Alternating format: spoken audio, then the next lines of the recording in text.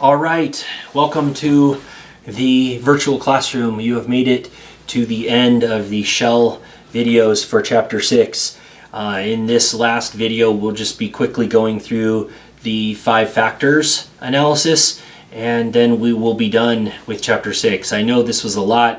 It was a lot of material, but the next chapter, chapter 7, isn't nearly as long, so hopefully the videos will be fewer of them and a little bit shorter, a little bit less time involved. So, but thank you for sticking with me and all of my dorky videos and backgrounds. And by the way, if you have any place that you would like me to record from, just send me, just post it in the forums, and I will take requests for locations to report from. Okay, so again, this is the last video. This is part 8 of the 8 parts. And what we're going to do just quickly is go through our 5 forces like we've been doing at the end of every chapter. And so first is the merits of your case. And we saw several examples where the merits were very important. In the Julia Child's case, they obviously had the merits, and they had the resources on their side to shut down the company that was producing the dolls. In the Windows case, they had a very clear case against Lindos.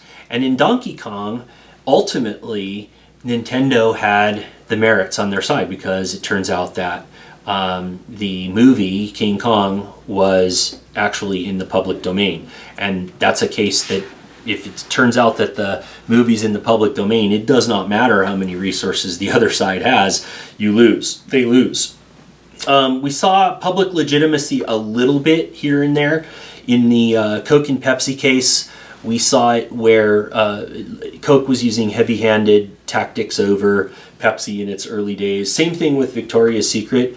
They pushed it too far and ultimately kind of lost the legitimacy of their fight. In the case of Nintendo versus Atari, Nintendo this time on the other side of the equation looked like the aggressor, and they were the foreign competitor in a time when there was this very much pro-America, buy American sentiment in the United States, and so they were able to leverage that against Atari.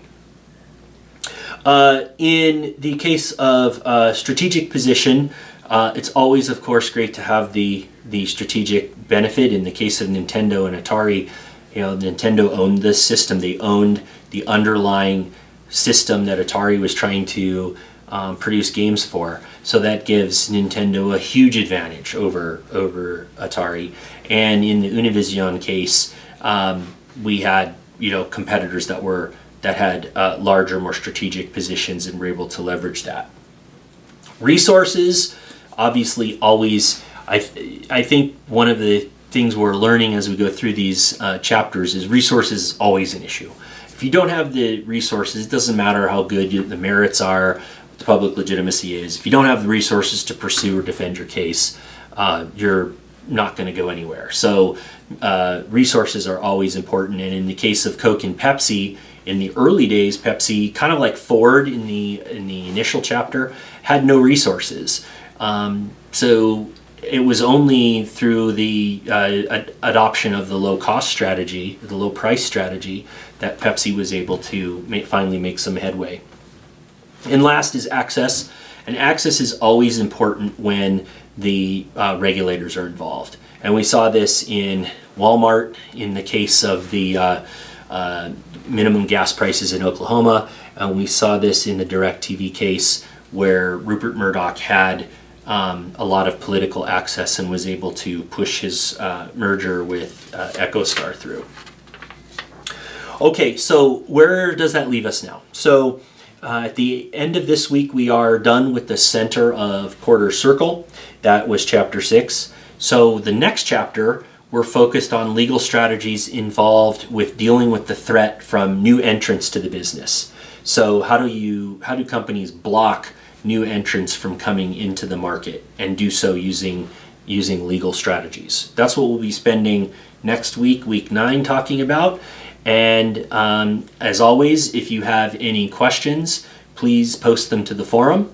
I'm interested in hearing what you have to say. How do you feel about the 5 forces as they apply in this chapter? Where do you want me to broadcast from next week? I'd be happy to take requests on that, and any other questions or thoughts that you have that you want to discuss. Thanks again for paying attention, for being part of these videos, for being part of the forums, and for your patience as we work our way through this distance learning. I hope everybody is well, and I look forward to seeing you in the videos next week. Thanks.